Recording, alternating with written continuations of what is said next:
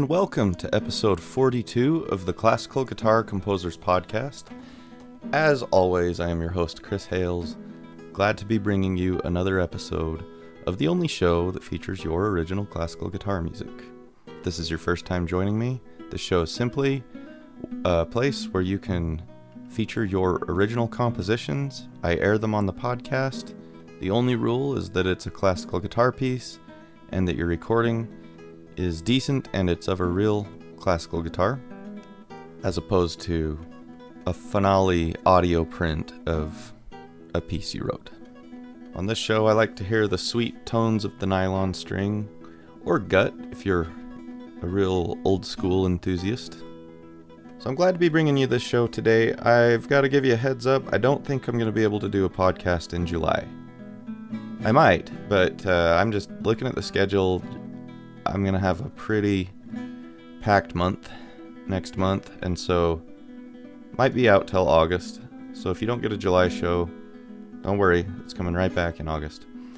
Just got done practicing guitar and wanted to jump right into this. Have you ever had one of those days where if you're like me, your appointed time to practice, one of the few times you have where you've set it aside for guitar practice, but you're just not feeling it? I was really tempted to skip guitar practice today. I just wasn't in the mood. And then, worked my way through the warm-ups and then had like one of the best practices I've had in weeks. I do that all the time. Like, if I don't want to practice, it means I probably should practice. But I've been really enjoying it. I from time to time I realize that I've learned a lot of pieces over the years, and I can't play a lot of them anymore. So I try to make some time where I don't focus on something new, but I rather work an old piece into my fingers.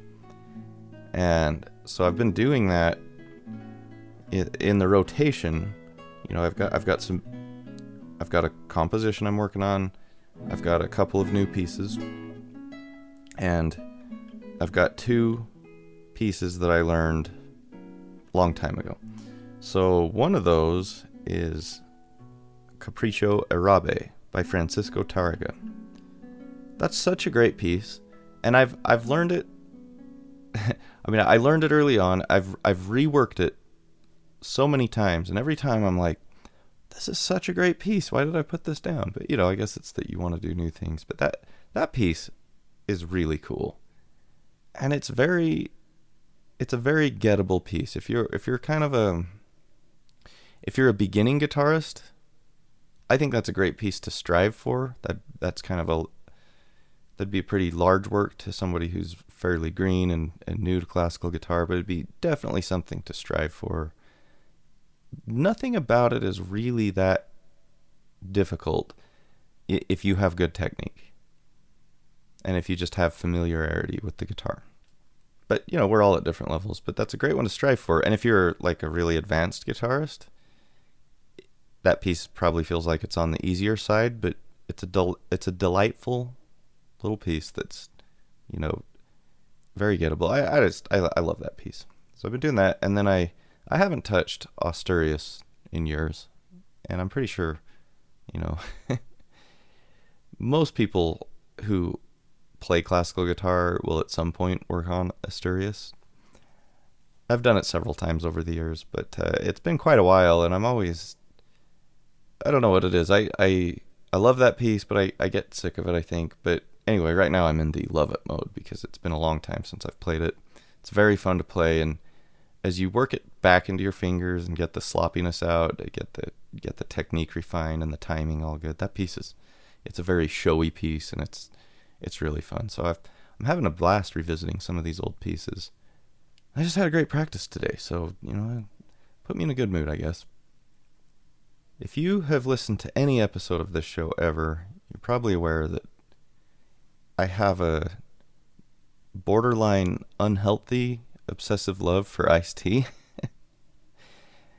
And I've been coming to terms with something. Well, I'm in the process of coming to terms with something. Let me put it this way. I'm thinking about considering maybe one day giving up caffeine, which would of course include iced tea. I'm not doing it today. I'm not doing it tomorrow. I might not do it next year, but I might next year start considering that maybe I should. Because here's the thing. As I'm getting older, I'm paying more attention to my health. I'm noticing my body does not bounce back from things like it used to. You know, I'm in the latter half of my 30s. And, you know, I just don't feel great a lot of the time. And I think a lot of it has to do with my caffeine consumption. When I was, I don't know how old I was. I quit drinking caffeine somewhere in like my early 20s for like a year or something like that. I got off of coffee and I wasn't drinking iced tea. And I did it because I did it basically for music. I was getting really nervous when I would play in like master classes or when I would play for judges, because this was when I was in college. And I thought maybe if I gave up the caffeine, it would help me calm down a little bit and not be so nervous. And honestly, it didn't do anything for my nerves. So I had to find better solutions for nerves. But and really the best solution for nerves is to just play in front of people a lot.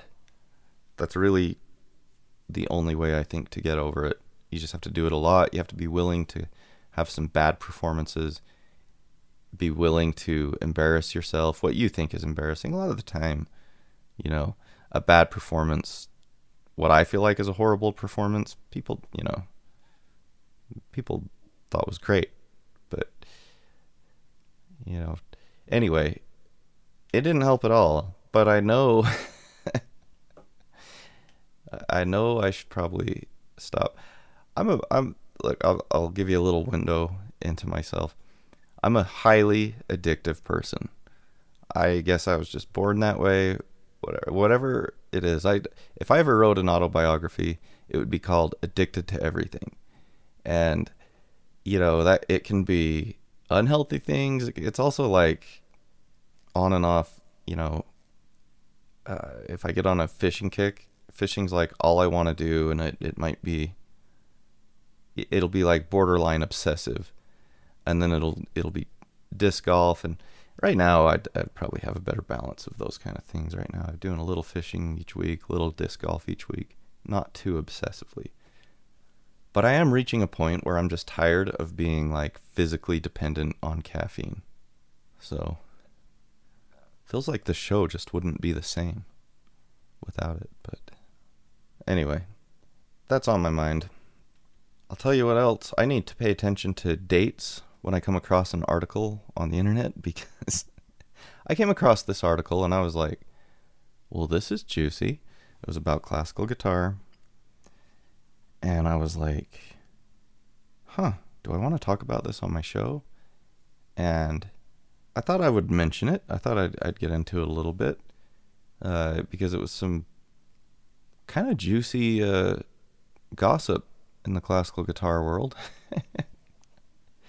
And then I went looking for it again. I wanted to read it again and see if I really did want to talk about it, or what from the article I wanted to talk about. And it took me a while to find it, and I don't know how it is I just came across it the other day, but it was 10 years old. So it's not news. It was news 10 years ago. Anyway, it was John Williams, the guitarist, was coming out with his autobiography, and kind of was ripping on Segovia, and I found it very interesting what I was reading, and well, yeah, this is old news, turns out. So I'd like to maybe read the book. I mean, it sounded kind of interesting. He was talking about Segovia bullying students, and, you know, I mean, I don't think it's really that revealing in the age of YouTube. There's a lot of videos of Segovia. He really does not seem like a nice guy. I've also read like a lot of letters he wrote, and I read this one where he's just ripping. He wrote a letter to Ponce, and he's just ripping on Villalobos, and, you know, and then writes like something real nice about Villalobos to Villalobos for his, I think it was for his etudes. Anyway, but I'm not going to get into 10-year-old stuff. So speaking of Villalobos, though, at my job this week, I had an unusual recording session. I actually had a few. We had a show that called for steel drum, and it's like wall to wall, like the entire show, which is like an hour and a half of music, pretty much has nonstop steel drum playing. And it's a fairly unusual instrument to come across in really any orchestration.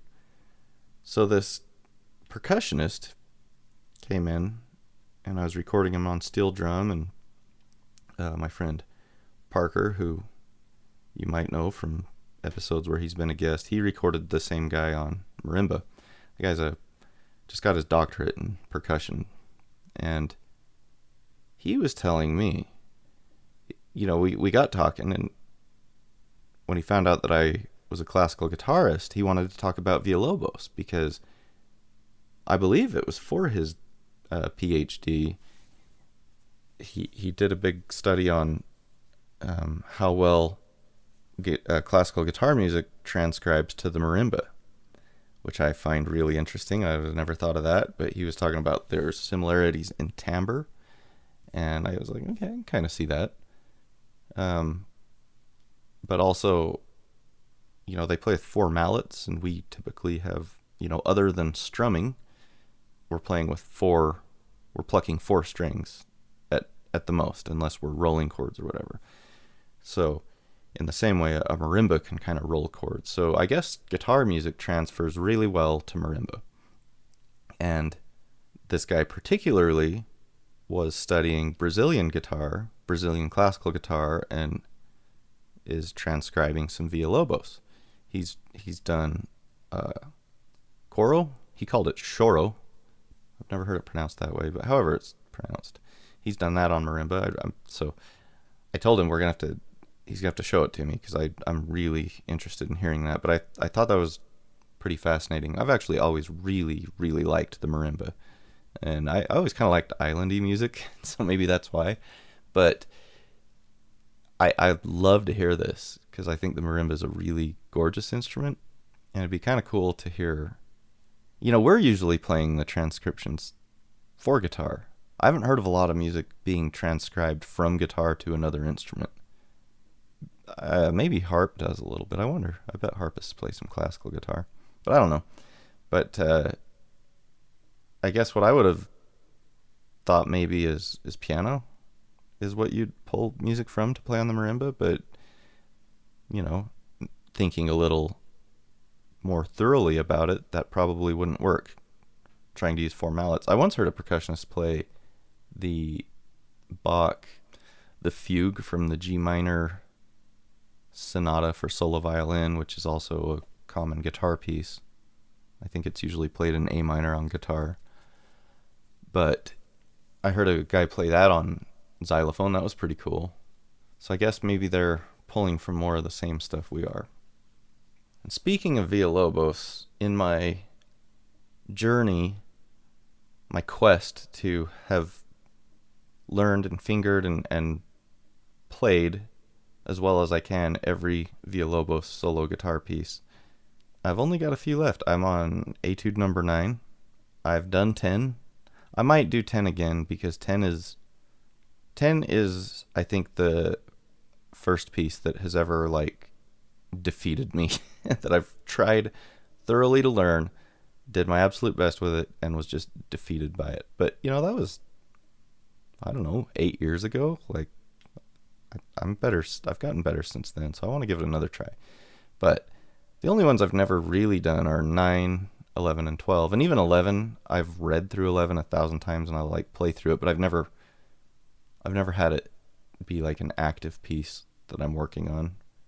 And 11 is really cool. 11 might be my favorite etude, but I'm going to say this very carefully. I think that the Villalobos etudes are slightly overrated. I don't know that they really teach technique very well. I think what they are they're hard, and they will kind of, I mean, some are a little more technical than others. Like etude number 1 is a great etude. Great etude. It makes a concert piece, if you want to use it that way. It's very musical, and it serves the purpose of an etude, working on those arpeggiated patterns. Whatever right hand technique you use for it, it's going to advance your technique.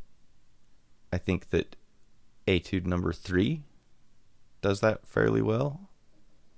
I guess, yeah, all right, okay, maybe I'm going to walk back what I said a little bit. They all have a pretty good technical aspect to them. Maybe, I don't know. Like number 8, is it really an etude? 8 feels more like a prelude to me, and I love 8. 8's one of my favorite ones. But I'm not really big on number 9.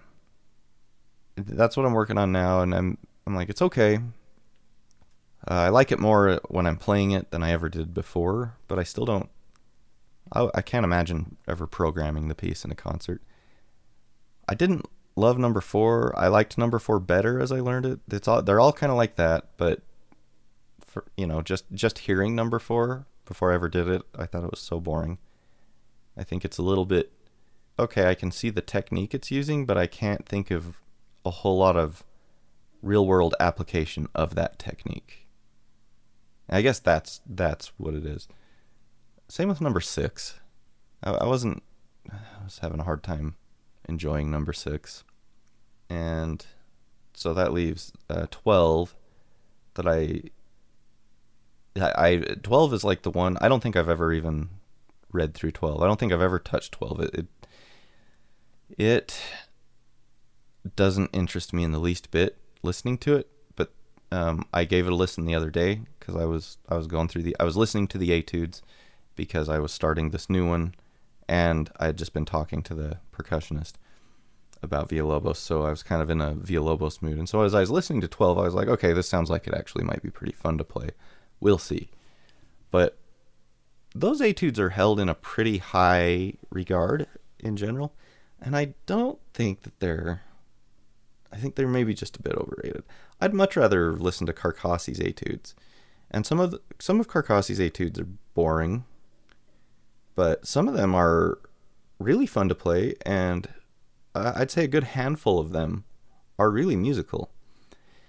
And one that comes to mind, like the final etude of Carcassi's set of 25, number 25, I've heard, I don't know if it's true, but I've heard that Villalobos used that as inspiration for etude number 2, which, I mean, starts out very similar. It starts out on that A major arpeggio.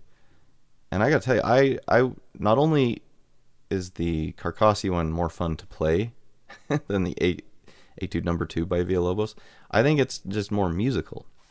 I think etude number 24 by Carcassi makes a nice little piece. And it's not that etudes have to be, they don't have to work as a concert piece, but man, they are much better if they do. They're so much more fun to play when they do. So I have mixed feelings about the Villalobos etudes, and I definitely like some more than others. Most people, I'm sure, like some more than others, but they're definitely the hardest Villalobos stuff to play by far. They're so much more difficult than the suite or the preludes. They're harder than Coro, but I love playing those preludes, and I love playing that suite. So I like those better. I like those better. I think the Brazilian suite is the other stuff the percussionist had been transcribing for marimba.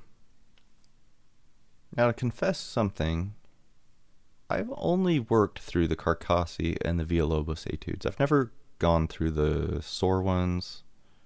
Who else has sets of etudes? I'm not even totally sure.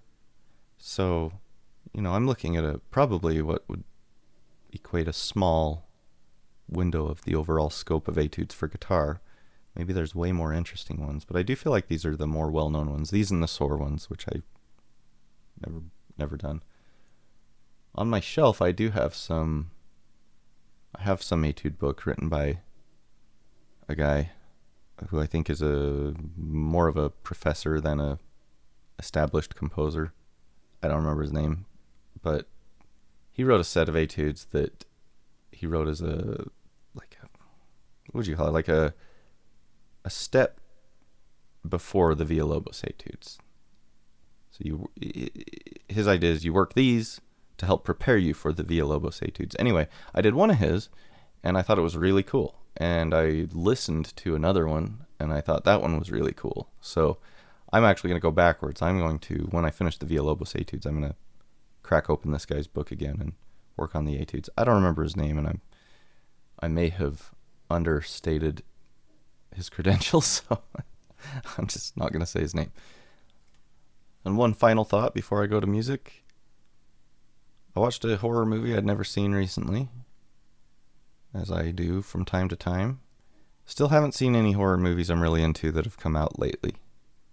I'll let you know if I do. But I had never seen any of the sequels to the Texas Chainsaw Massacre. I've seen the original, I've seen the remake from 2003, which I love, and I've seen what came out after that one, which was like a prequel to that one, and I thought that one was terrible, and that was where I'd stopped. I watched the Texas Chainsaw Massacre 2 the other day, which is filmed sometime in the mid-'80s. I'm not totally sure when. That movie was freaking bonkers. I kind of loved it. And there was some things I hate about it, for sure. But it was pretty fun. And now I'm thinking about working my way through those at some point, if I ever find time to watch more movies. But I didn't like the portrayal of Leatherface in part 2. They kind of tried to make him a bit more like Jason. Made him a lot less scary and it just kind of was weird. And that, yeah. But overall, that movie was just bonkers. It was pretty fun. If you're into horror and you're into just something that's nuts, that's a good one. Speaking of that, I'm really curious about, I'd like to get some listener feedback on this. I've had some good positive feedback on the October shows I've been doing, where we talk horror movies instead of doing a guitar show. Does anybody really enjoy it, or do you guys want me to stop doing that? Because I'm thinking about doing it again this year. I'm probably going to, but I would be curious. I would like to know. And if you don't like it, it's not going to hurt my feelings. So, go ahead and tell me. Okay, with that, I'm going to go to some music. I'm excited to share something with you today. I know I had talked about doing an interview. I haven't touched base with the potential guest, and I just haven't had time to set up. It's a little more involved to set up an interview and do a podcast with that.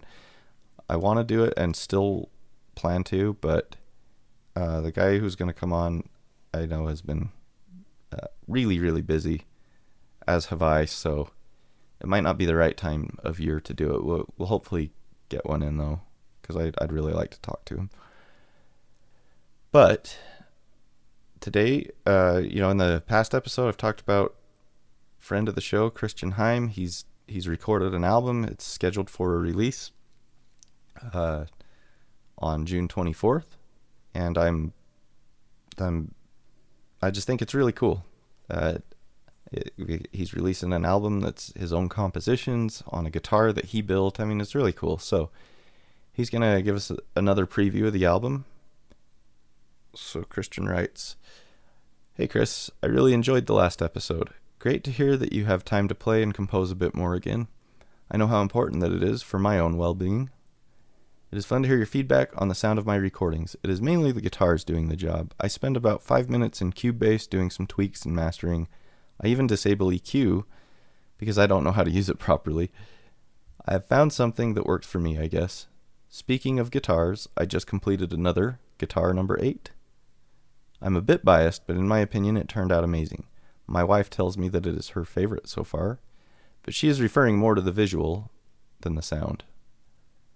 I can share some more details about it once it has found its way to its new home in the near future. I will most likely share some recordings from the setup tests on my YouTube channel as well. With regards to the pieces on my album, I am really happy that you feature them on your show. Here's a collection of 3 pieces I have called Nocturnal that is on the upcoming album. So if you want to use them in this month's episode, that would be really awesome, actually, since that coincides with the release of my album. Once the album is released on the 24th, I will send you the link to the album on Spotify. Anyway, here's the link to Nocturnal, part 1 through 3. And he added, well, let me correct that one comment a bit. When it comes to the album, I had a professional help me with the final production and mastering of all the pieces. Kristian. Thanks, Kristian. So yeah, and just a quick comment on the EQ. Personally, I don't ever use EQ on a solo guitar recording. I think EQ's more purpose is helping things sit in the mix, letting everything be heard and not having harmonic frequencies fight with each other. And other than that, maybe decorating an instrument, in like a unique way that you want this instrument to sound. But I can't imagine anyone wanting to mess with the sound of a nice nylon classical guitar. And, I'd say if you're wanting to mess with the EQ, maybe try different miking positions before you start EQing. That's just a personal opinion. I like to just use a light compression and a light reverb, and that's it. Like Kristian says, let the guitar do most of the work. So, with that, we're going to hear these 3 parts to Nocturnal by Kristian Heim from his upcoming album. And these are Lullaby, The Dream, and Aurora Borealis.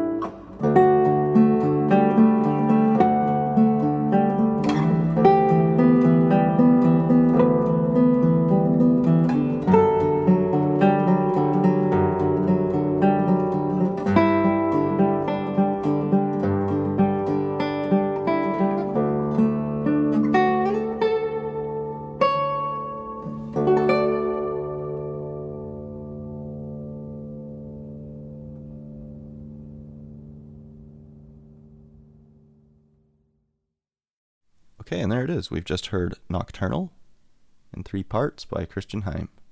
Thanks, Kristian. And with that, I'm going to call it a day. I'd like to thank you all for joining me on this episode. And remember, if you have a classical guitar piece you'd like to have featured on the show, just send an MP3 recording to chris@classicalguitarcomposers.com. Also, if you'd like to help out the show and get a little something in return, this kind of only applies to guitar players, but you can buy some of my sheet music. If you go to classicalguitarcomposers.com, click on the link Sheet Music. I've got a couple of suites for sale, including the American suite, which features the theme from this show. So thank you for joining me today. I'll be with you again next time, possibly in August, if not July. And until then, keep on plucking.